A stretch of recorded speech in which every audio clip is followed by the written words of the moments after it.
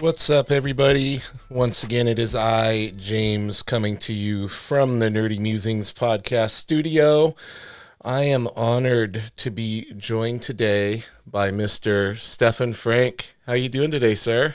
I'm good, man. Thanks for having me. It's my Ah, pleasure. it's awesome. I know we had some little rescheduling and everything due to the wildfires and all of that. Yeah. How's life? Is it returned to some sense of normalcy for you now? Yeah, I mean, we were, lucky, we were evacuated for a few days, but our neighborhood remains safe, unlike so many other people, Yeah. friends and neighbors and, colleagues and stuff like that who it was just insane. Yeah, So, it was surreal just from what I saw. mhm, Pictures and videos and things just looked like something out of a apocalypse movie or something. totally, totally. Well, I'm very thankful that you and your family are well, and it's kind of funny because I always think before I have a guest on, it's like, how did we get connected? And we were connected because of a recommendation of our friend Ian Dorian. Oh, that's awesome. Yeah, so when I was talking to past guests, I always asked them, who are some people you would recommend I reach out to, and Hmm. you were on the list of names that Ian put out there. So, and by the way, Guy says hi as well. He Oh, was that's awesome. he heard you were coming on. He's, oh, make sure you say hi. I was talking to him the Yeah. other day. Yes. So it's kind of funny because I will admit I was not too familiar with your body of work. And then my wife and I were sitting and watching the newest season of What If, and it said directed by. And then I started to get a little nervous about having you on. That was Well, no really reason to be nervous. it That's was for sure. cool though. I'm like, oh Yeah. man, he's coming on the podcast. My wife's like, no way. So you are involved with the animation side of Marvel. So am I correct in that you were the head of animation for What If and directed some of the episodes? Yeah, I was the head of animation for the first season. And then I directed, so we did season 2, season 3 pretty much at the same time. So I directed most of season 3, Nice. which and then of course, before the stuff airs, some of the episodes like the sequencing of the episodes gets reshuffled a little bit always, Yeah. and so some of my episodes ended up in the first episode of season 2 is one of mine, and then the other ones are in Okay. season 3. Yeah, we were binging trying to catch up on everything with the new season coming out, and it was just phenomenal, man. Well, thank you.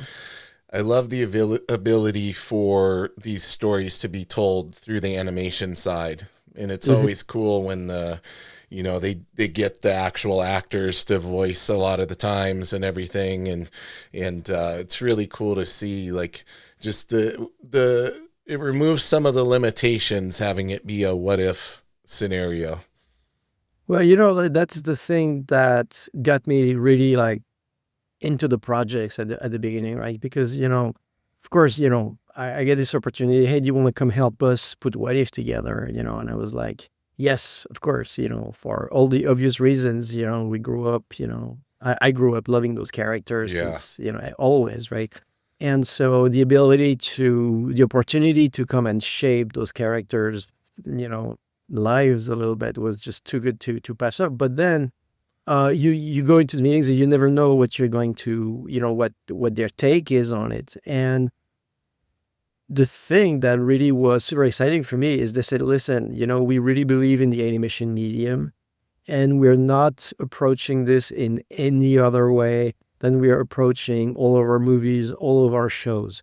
We're not taking it any less seriously. We're not taking any liberties with the characters that we wouldn't in live action. Um, so there was that passion that they had for the medium, as well as the passion they had for the characters themselves. That's what really was my, because that's been sort of my the type of projects I've been chasing my entire career. Something that believes in the medium of animation Yeah. beyond the point of just feeling like you need some sort of trope or justification, or that all of a sudden now you can do any wacky thing you want. That's not the case. They were taking it super seriously, and that was really my just what I was just like, yes, I'm in 100% in. Yeah. Well, it really comes across in the quality of the show, I believe. I believe you, Thanks. as fans, I think we can pick up on that stuff. When there is that support of the creators to go in there and do their thing and stay true to the characters, I think it comes across on the animation or on the screen. So that was really refreshing about that show. Did you have a background in animation previously? Yeah, so I grew up like when I was a kid. My parents had this store that was, bookstore, comic book store, newsstand, but also photo studio, and also they were selling, like Super 8. That was like in the like mid 70s, when I Yeah. was in my single digit ages, and they had like Super 8, little films of the Disney movies, right? So I would read all the comics, the French ones, the American ones. I would read every magazine that my hand could, reach. And I would watch all those animated movies. And to me, it all kind of became one thing. There was no difference between writing, drawing, animated, comic. It's all of it was just one project. Yeah. And so that's what my career has been, on the animation side. And the thing that happened is that when I started, when I got into animation school, was when the movie Roger Rabbit came out. Who Framed Oh, Roger yeah. Rabbit? And that's a movie that transformed the industry, because before that movie, animation was literally a dying art form, right? And you know, but then all of a sudden it was the stuff of blockbusters, you know. And so a lot of opportunity, opportunities arose, which took me. I grew up in France, then I worked in England, then I came here 30 years ago. And so there was a lot of work in animation and a lot of amazing opportunities. So that took me through, I mean, working for all the studios you can imagine, but also I got a chance to work on projects that really meant something to me, as I was saying earlier, in that quest of what do we do with the medium that is actually interesting. Like The Iron Giant, for instance, is a movie that I was a supervising animator on, and it's one that to this day people still love. And I think the Yeah. reason why they love it is because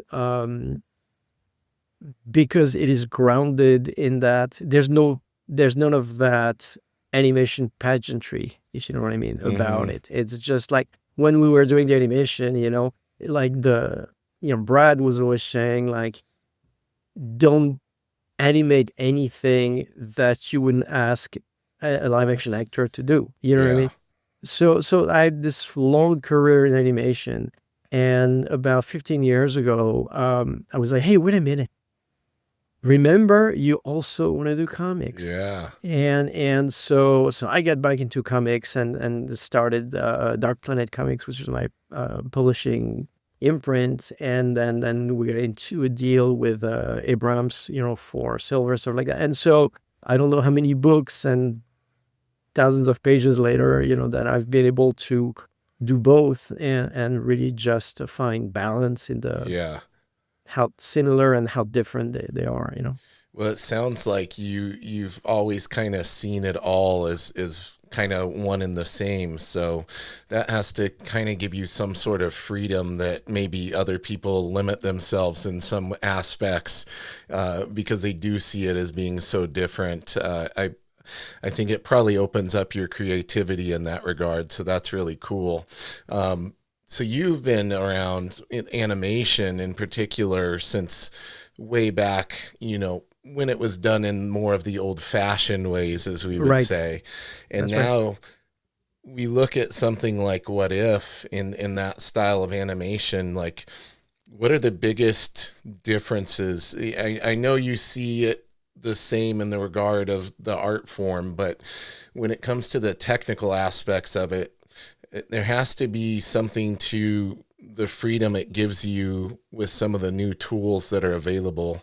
I have to imagine you can do things that would have taken, months to animate can be facilitated a little bit quicker, and it must give you a little more ability to do fantastical things that would have seemed, somewhat impossible 20, 30 years ago.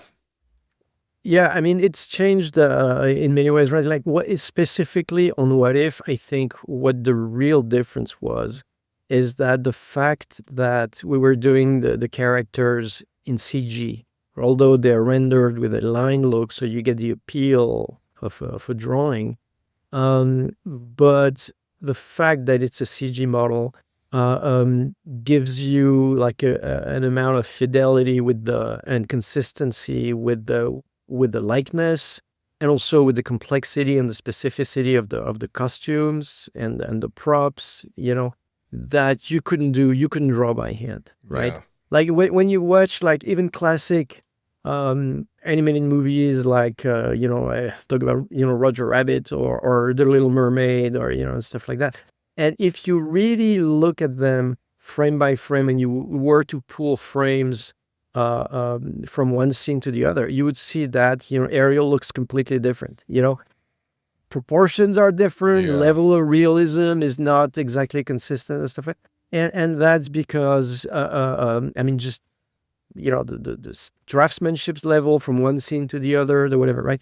And so in those days when you were the limit was like what a team of how many animators can you put together who draw exactly the same way? I mean, it's like zero, right? Like Yeah. But so it was close enough, but that you had to rely in those days on very heavy signature elements, so that immediately you would identify the characters and get past the inconsistencies. Yeah. Like talk about the Little Mermaid, right? Like once you see like the hair and the eggshell bra and whatever, it's Ariel, right? But really you look at the drawing, it's not that consistent. But when you get to a world that's as complex and as specific as like the MCU, you couldn't pull that off by hand, right? Like, or it would take forever, or it would be, but I think Yeah. basically you couldn't It'd be realistically, right? really hard to do that with a whole team of artists. Yeah, just because of, and so just to be clear, all the designs are still designed by hands, by real artists who draw, who create those designs and those characters, and real people who model them in CG. So it's like sculptors. There's nothing unartistic about it. It's all Yeah. extremely artistic and skilled. The animators are, are still animating keyframe, pose to pose, but the fact that we're using a CG model as opposed to a drawing just gives you a control over the consistency of the characters and their costumes and props that would just be impossible to achieve on that level, Yeah. if everything had to be done by freehand, With the CG element, how much animation is layered over the top as far as like drawn animation, or is it all 100% CG? Because like some of the expression changes and how Mm-hmm.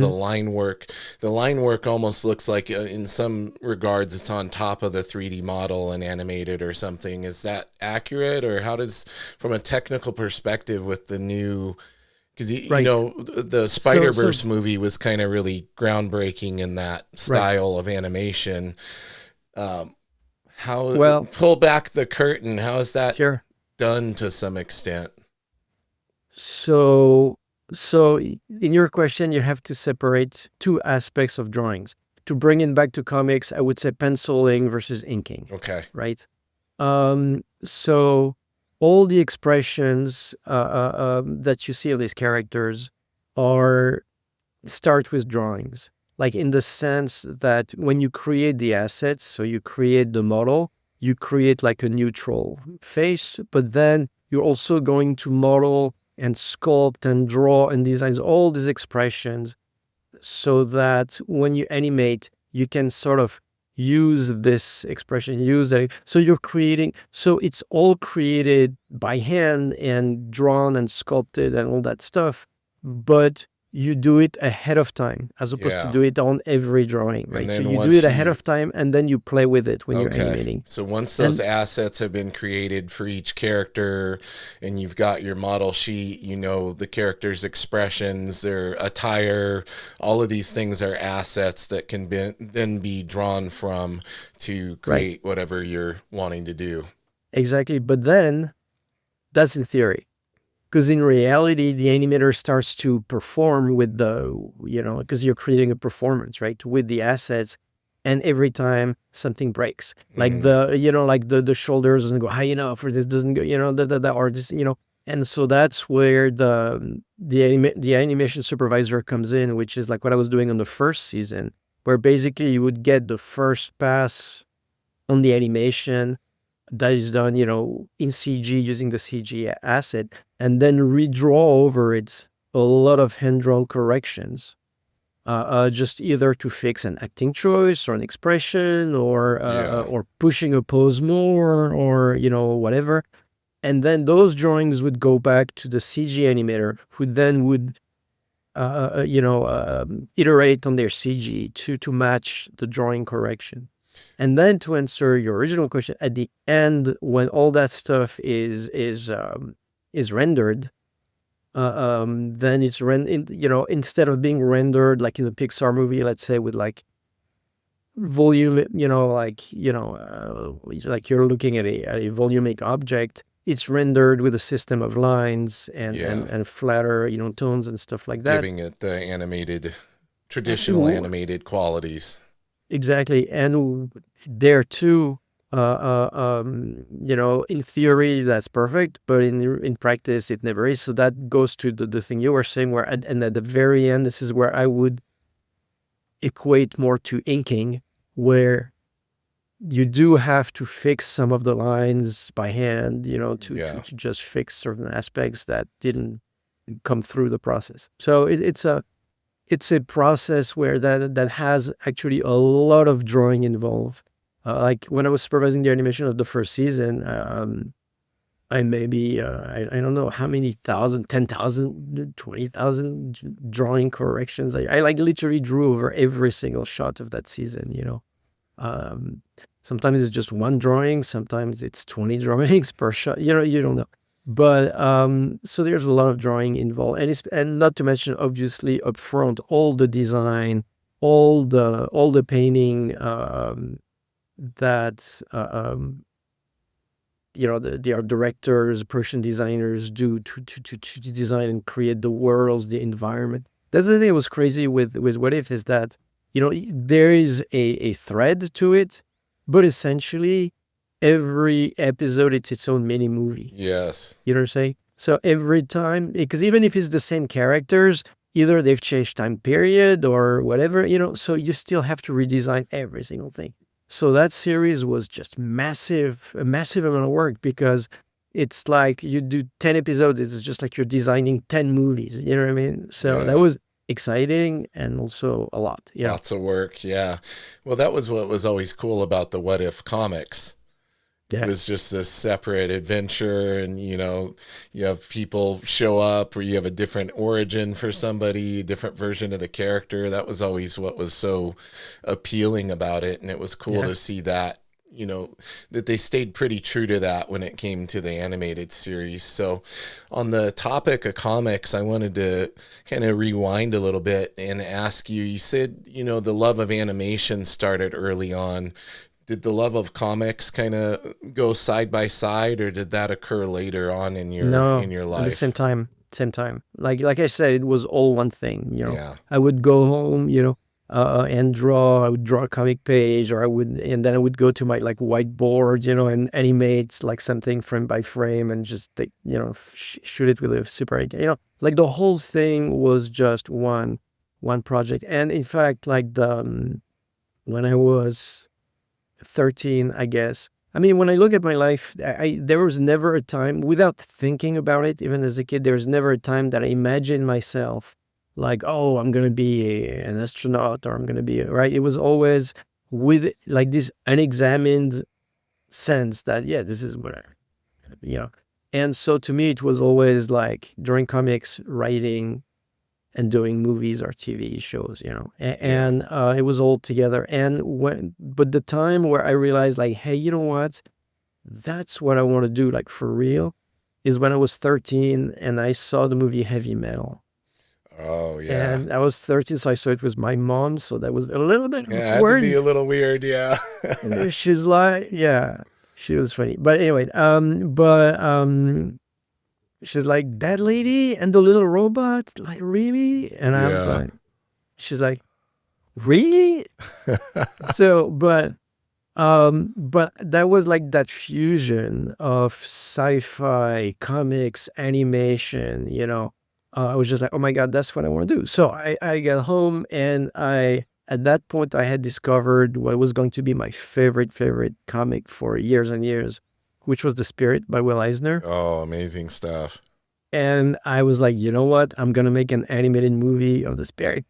And then I spent like 3, 4 years, like until like through high school, basically, middle school, high school, doing this short film of the spirit that I did in my room, that I did everything, like painted cells, everything. I put it on YouTube a few years ago. If you Wow, look up my name, and I'm it's gonna have fun. to I mean, look for it. yeah, I mean, it's kids' work, right? But it's just like, it's really fun to. Yeah. Yeah, that's amazing that you just had that level of creativity from such an early stage and kind of knew that that's what you were going to do. Like you said, there was no question in some form you were going to be animating, creating, you had the And creativity in your blood from an early age. the only moment where there was really a fork in the road was his music.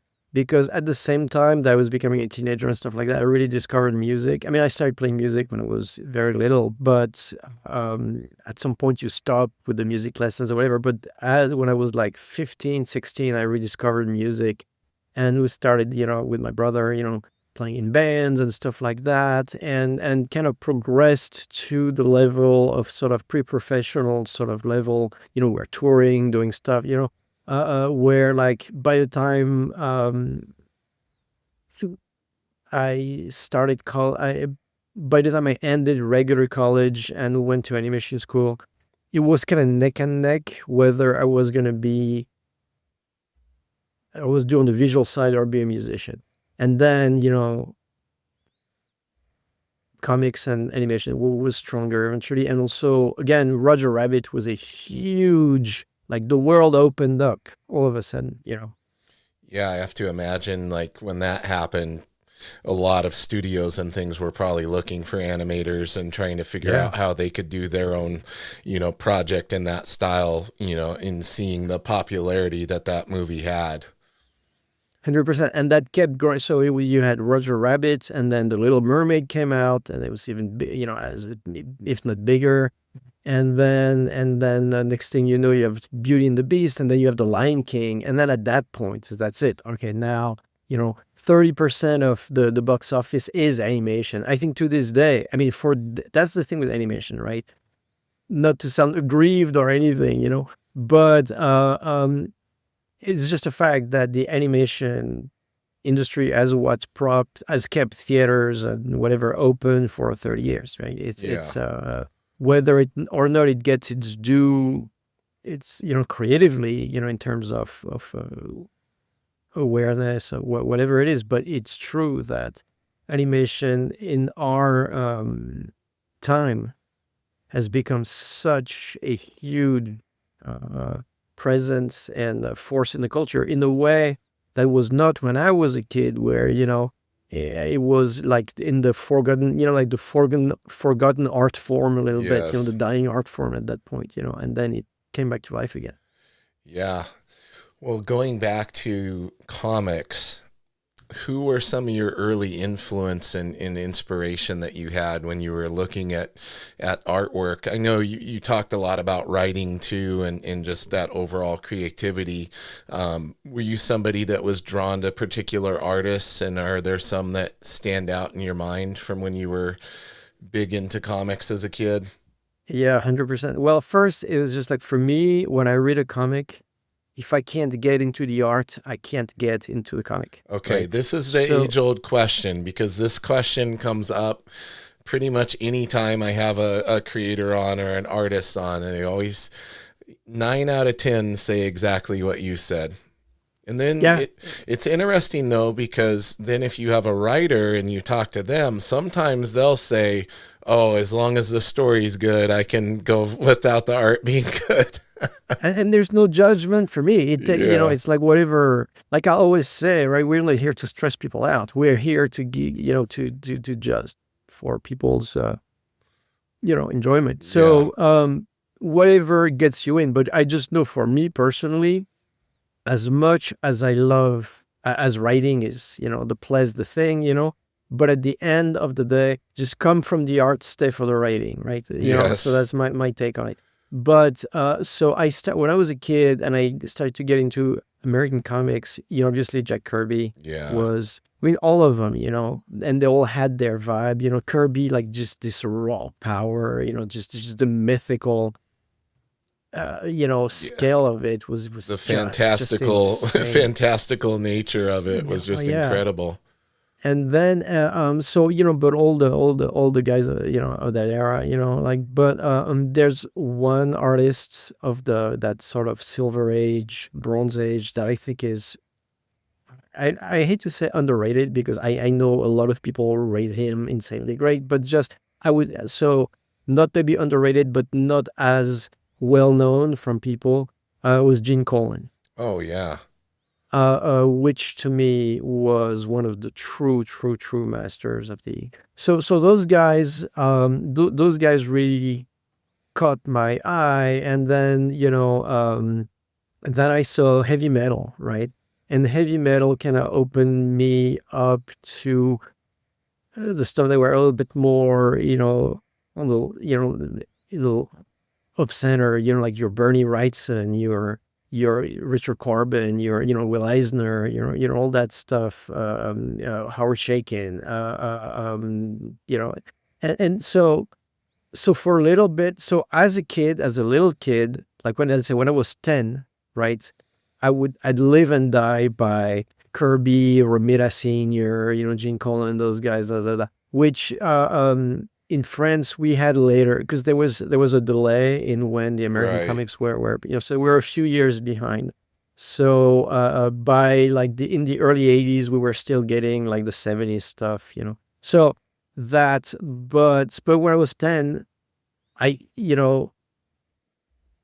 oh, and then of course on the DC side,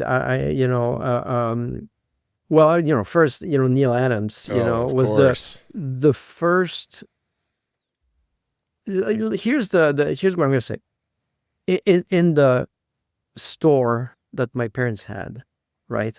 My dad was putting the stuff wherever he wanted to put it, right?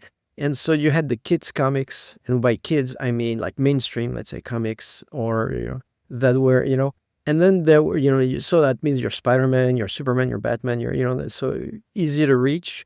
But then there's the stuff that was a little too risque Hmm. for that, and it would be your Deathlock, your Tomb of Dracula, and those were published in France in a smaller format, okay, almost manga size, Yeah. now you would say, in this pocket format. That was also in black and white, and those were put up on the shelf where kids couldn't quite reach, next to like the pulp stuff, like the the sort of like grimy kind of crime and sex stories that people were reading on the train before they had cell phones. You know what I mean? Yes. And so those comics to me were dangerous, right? So you had that whole thing, right? And so the concept of, dude, this book is dangerous, it's gonna leave a mark. That was huge for me. And I just remember, being a little kid, maybe like 6 years old, and we were on vacation, and I was reading, Captain Marvel. I mean, like the Shazam Captain Marvel, Yes. when he was still called Captain Marvel and stuff, and stuff like that. And I loved it, and it was cute and stuff like that. And then I get this one thing, which was from the Neal Adams X-Men run of, like, which again probably was released in 68, 69 here, but we didn't get until like mid 70s, you know. And I'm reading this, I'm like, It's game changing. it's dangerous, right? Game Yeah. changing. It's, you feel like it's for keeps. You feel like, oh, this is for older people, you know. Yes. And so to me, I've always looked for, and so I loved Batman. Batman was maybe my favorite character for a long time. And so Neal, of course, amazing. But then there was also people like Don Newton, or there was something dangerous about his Batman, or and Jim Aparo. Yeah, Jim Aparo Aparo, stuff. Aparo. I don't know how you pronounce it. I Is it think it's Aparo? Aparo, yeah. Aparo, right? His stuff. I mean, when like somebody punched somebody, you could feel it in your jaw just looking at it, right? So that I always look for those comic artists who it's beyond you understanding what's happening, but you actually feel it, like physically feel the drawing, right?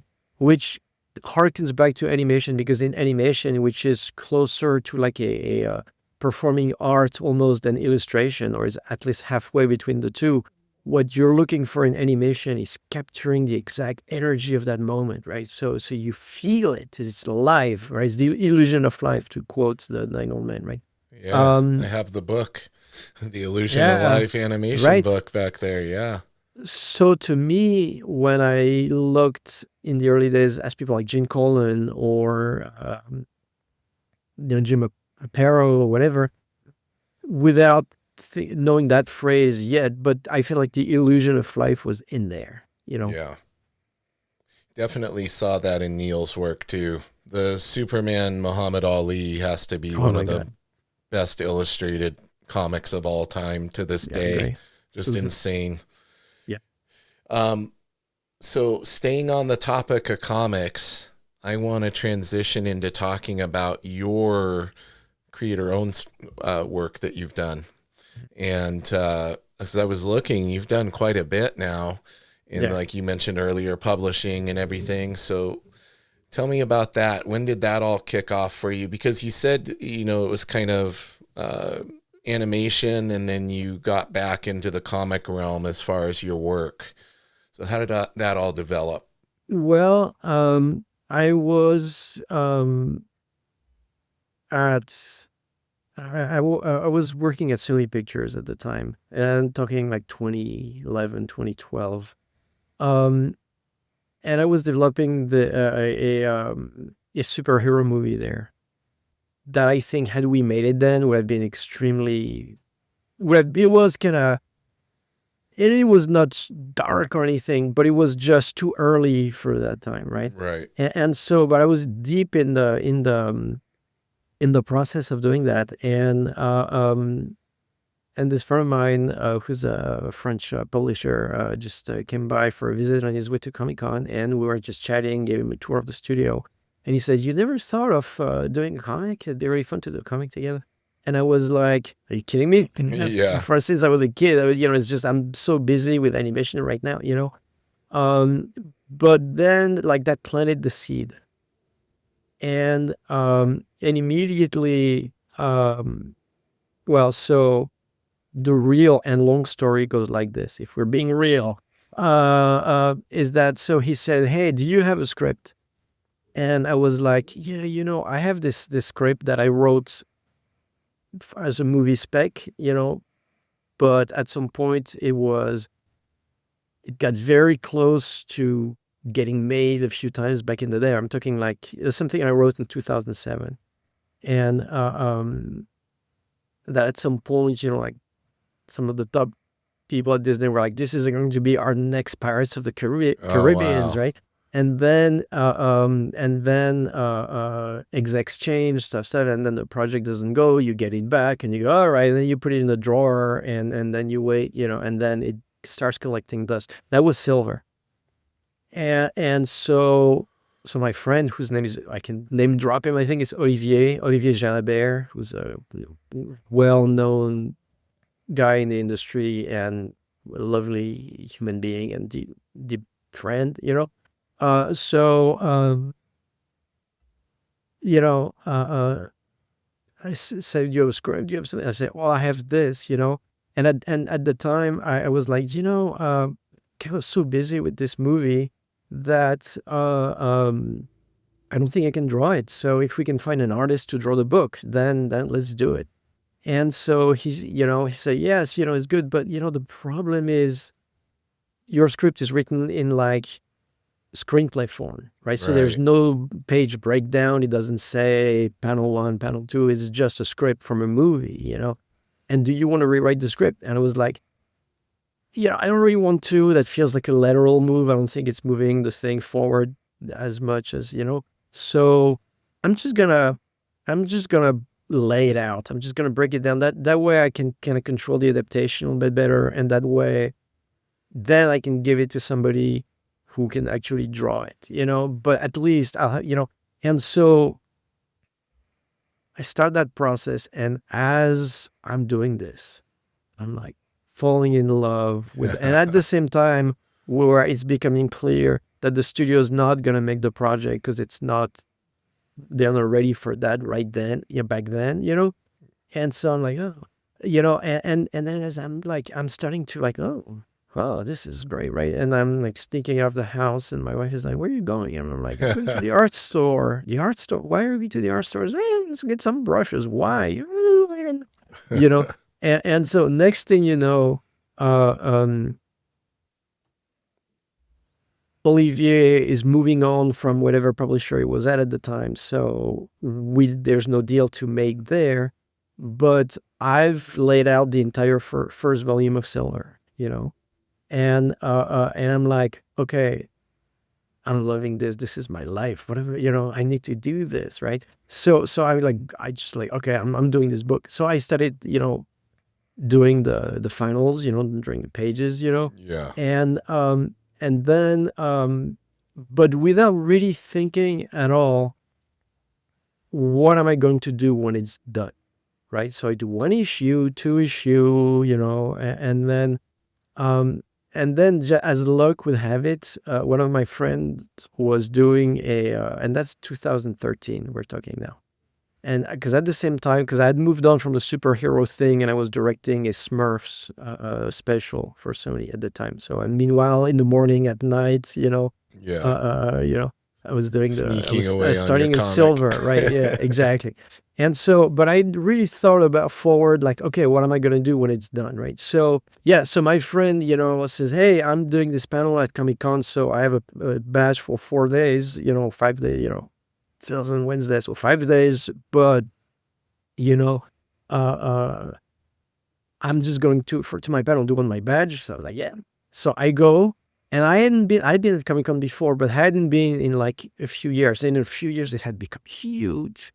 And I go like, oh my God, this is so huge. Why do I even bother? There's so much stuff. There's Mm, so much, like, dude, just go home, right?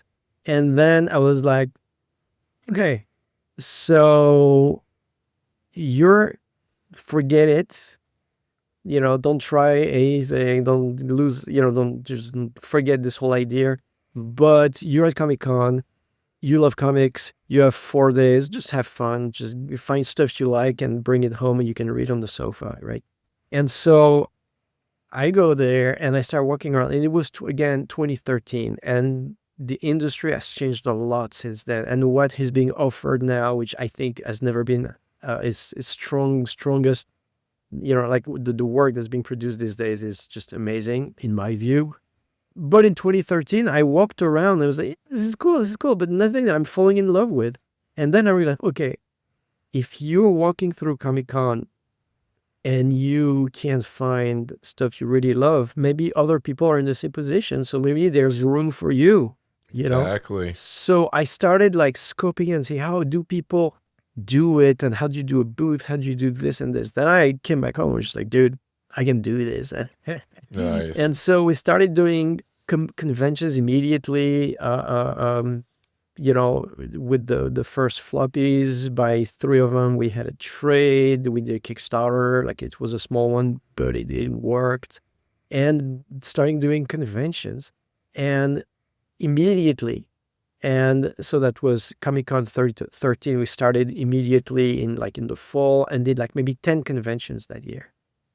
And by the time Comic-Con 2014 was again, Dark Planet existed. We had a table. Diamond was publishing Silver. I was nominated for the Russ Manning. And we already had thousands of fans and sold Wow. thousands of books. And I was like, okay, this is, and boom. And I leaned into that. Honestly, at a time where I was getting a little bit bored with animation, and Dark Planet took off, and we started to do a huge amount of conventions, selling, and the thing is that not only it was my love of comics, right, but also keep in mind I grew up in that store, and having the booth, it was like, oh my God, I'm back in my parents' stores. How Yeah. nice is it? And the thing with my parents' store is that it was, it was sort of a community center, a little bit. It was in a very blue collar area, and people of all kinds, would just come together, at the store to get their news, get their comics, get their cigarettes, get their Yep. bus fare, whatever. And it was a point of, and we talked to people, and I love being there and working the store, even as when I was 8 years old, and so I just starting to fall in love with that process, and then people, but of course that would mean nothing if people didn't like the books, and people started to really like the books, and it became like the fan base grew completely organically from people finding us at conventions and then becoming fans and stuff like that. And yeah, and and it's over 10 years ago now, and That's we keep going. amazing. So it was like a snowball effect once you got over that initial trepidation by being like, I don't know if I should get into this. All Yeah. this is going on, and then all of a sudden there you are. You're the person at the booth that someone else might be looking and saying the same thing to themselves about their project that they have in the back of their mind. Which is has happened because a lot of people, because when you do this long enough, and again, we're in 20, what, so it's 11 years, 12 years now I've been doing this. And so I've seen kids grow, from year to year, because people come back every year, every time I've seen people go from aspiring artists to now professionals, award nominated professionals, when I was, giving them pointers on their work when they were 15 and stuff like that. So, That's so there's, amazing. I love it. Yeah, that has to be surreal for you. So 12 years now, in the more dedicated to the comic side and with your book Silver and everything. So fast forwarding to current times, what do you have that you're working on right now that you're able to talk about? Because I know whenever I have artists on or something, sometimes there's projects they Yeah. can't talk about that haven't been announced or anything. But what do you have currently that you're working on? There's a bunch of stuff that I just did in the last, since What If, that is not been announced for Yeah, big series and stuff, so I can't talk about that. What I can say is that on the comics side, uh, um, well, so in terms of comics, so there was Silver, was the original, the first series, which was a pretty massive undertaking because it's quite a saga, that which now we're publishing with through Abrams Comic Arts. There was other books, other series, but like the other long series that I'm doing is called Palomino, which is a neo-noir crime story that is super fun. It's like an LA neo-noir crime story, nice. father-daughter detective story. He's this old school, hard-ass, hard-boiled kind of guy, and his teenage daughter is even more of a hard-ass than he is. The two of them together are really hilarious. The series is really great. It's Deep Valley. It's really fun. And so it's a 6 volume series, but one, 2, 3 already have been out in the world, And 4 and 5, we're doing a Kickstarter for them starting mid-May. May 15 is when the Kickstarter Oh, starts. very cool. And then I'm working on, so 6, so 4 and 5 obviously are done, but 6 is also well underway. It's already all laid out and stuff. Um, so that's I'm working very hard at completing the Palomino series. At the same time, we're also working at adapting it as an animated show. So I'm working on that Oh, as well awesome. as other animated projects that are I'm not gonna Secret. Yeah. too Um, early to tease. well, before we wrap things up, I had one more thing I wanted to ask you. I always find interesting, I'm drawn a lot of times to artists that have either had a background in animation or took animation as inspiration for how they develop their style of art. So, like for instance, J. Scott Campbell, Right. my buddy Ryan Stegman's the same way. He's like recommended to me gosh, it's been like 20 years now, but a long time ago. He's the one that had me get the Illusion of Oh Life yeah. book. And Mhm. James, you got to study animation. Even if you want to do comic art, you need to be studying this stuff. What do you find are some of the benefits to having the animation knowledge in that skill set? I would imagine one of them is what you said about being able to emphasize certain powerful moments and capture Right. that, So also, I would guess like the ability to move a camera virtually anywhere Right. in your mind has to be of a great benefit when it comes to creating comics. So absolutely everything you said. So I think there's really two angles uh, um, that I think coming from animation, I'm bringing into the comics process for me. So one is, yes, in animation, there's, let's say you're an animator, right? And people tend to think that animating, like anybody who works in animation is an animator, right? But it's not, right? It is just like animator is a very specific task within the world of animation filmmaking, which is you're basically an actor with a pencil or by animating and performing your CG character, right? Moving them like a little puppet, right? But one or the other, you're an actor, right? And like the thing with the actor is to be present, to be in the moment, right? And so when you're animating, like I remember, like I always do this when I animate because back in the day we had the pieces of paper, so you'd be rolling your piece of paper with one Mm, hand and drawing across gotcha. the different papers with because you'd be tracking, whatever. So you're animating and you're almost like a kid playing, or you're an actor acting, but you're in your work, you're performing that moment, and you have to be 100%. It's very method in a way, but you have to be completely present into it to feel, and especially if you're animating and you're working from the performance of an actor, the vocal performance, to try to hear the energy of their performance and really just dial into it, right? So animation drawings are deceptively simple be, compared to a lot of comic book drawings, because either they're maybe a little bit more streamlined in terms of the take on the anatomy, or maybe because they have fewer details, fewer lines, fewer this, fewer that. But in reality, they're all more specific. They're specific to the exact energy of the moment you're trying to capture, right?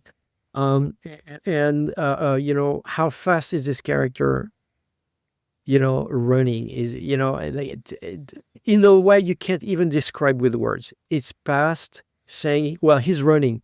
How fast? I don't know how fast. What do you want me to say? Give you Have to be able to 7.5 mile per hour. express that in the drawing, right? Exactly. And when you see it, you feel it. And for your animation to be credible, for that performance to work, you have to be completely clued into that, cued into whatever word you want to use, into that, again, the energy of the moment. Yeah. So it does not have, so like the way often said is, because let's not forget, animation, an animated drawing is only on screen for either a 12th of a second or a 24th of a second, right? So that means two things. First thing it means is that it needs to read and work and have its impact on you in that amount of time. So that's how clear the drawing needs to be.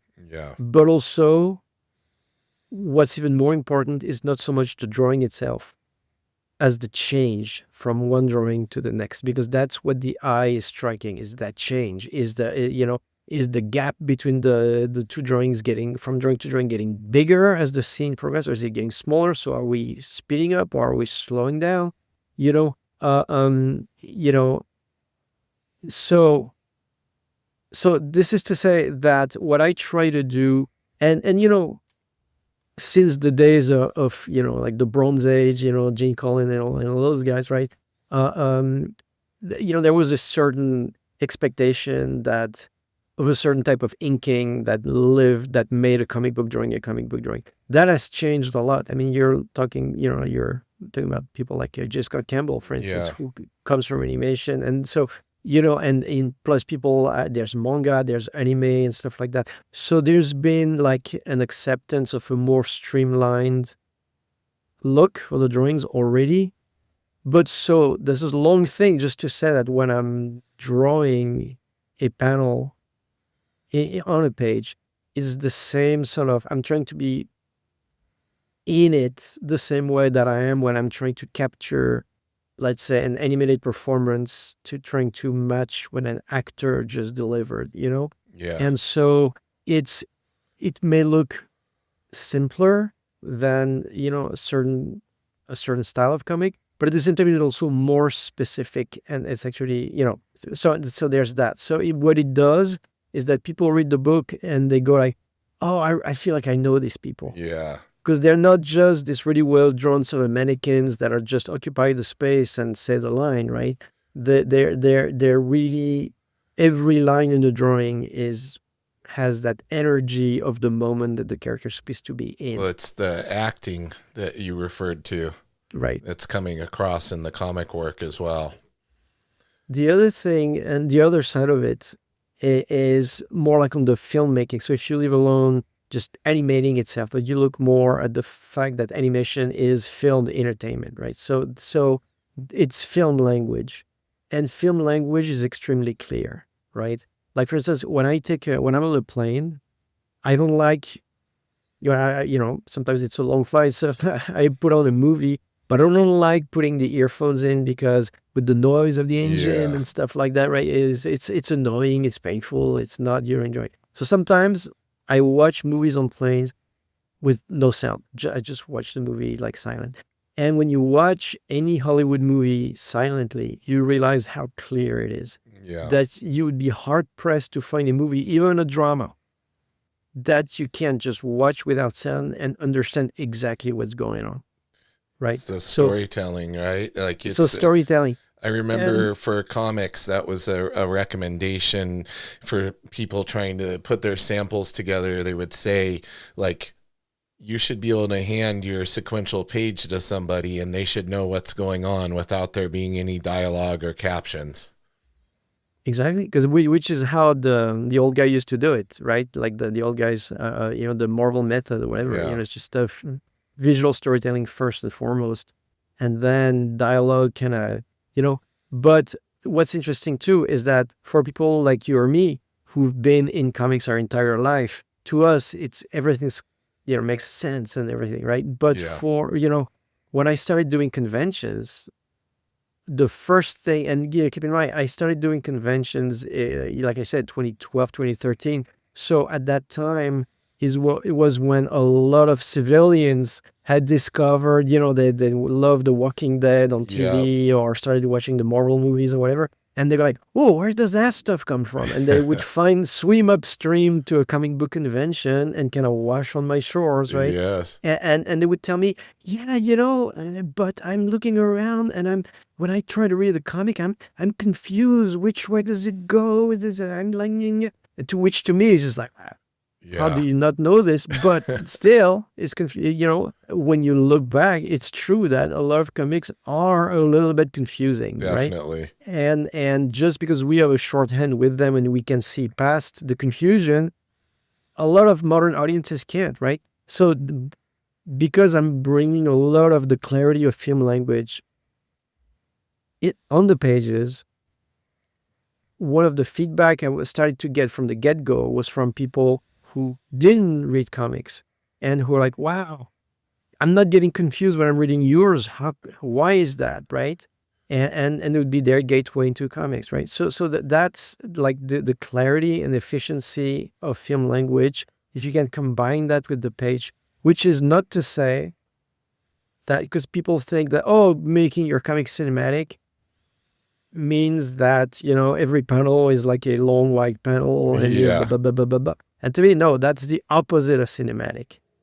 Because if you know anything about film language, you know that what you're trying to do when you're pacing out your movie visually is to constantly break the aspect ratio by hiding through light, through composition, to break the sameness of the screen. So when you just bring that sameness into a comic because you think this looks like a movie screen, actually you're being anti-cinematic by doing that, that right? makes sense. Yeah, So that's why you look at, again, going back to Will Eisner, going back to Neal Adams. A lot of vertical panels are extremely cinematic because sometimes that's what you create on your movie screen and stuff like that. So and also, like, the last thing I'll say is what I always, there's, don't want to place the person, in any way that can identify them, yeah, but yeah, there's this amazing art collector that a lot of people know very well in comics, whose house is a real museum of amazing comic art, and when you go through the stuff on his wall, what's that page? It's that page. mm-hmm. Is that, stuff images you've known, your bells that cannot be unrung, right? Because they're Yeah, unique art objects. So to me, the goal is to retain that quality, that every page is enough. Like, my worst nightmare would be like if somebody, at the printer, like, dropped all the pages and they can't tell which one is which to put them yeah, where others to put them in. So to me, the goal is to retain that unique artistic quality that every single page had, with non-trivial visual ideas or presentations that are just unique every time. So the page is the page, but at the same time doing it in a way that brings in the clarity of filmmaking so that anyone can enjoy it. man. You've blown me away today. I love this conversation. I've learned so much, man. I appreciate you taking the time to be on here today. I know how It's my busy you pleasure. are. I would love to have you on back. Get the words straight. I would love to have you back on again when you can talk about some of these currently secret projects. Yeah, I'll definitely be reaching back out to you. I want to give you a chance here at the end to let everybody know where they can pick up your comics, where they can follow you to keep track of all the things that you're doing. The spotlight is yours. Let everybody know. Well, you can find me, well, okay. So for the comics, some of them are, anywhere books are sold. Like, for instance, the Silver series right now we're doing with Abrams.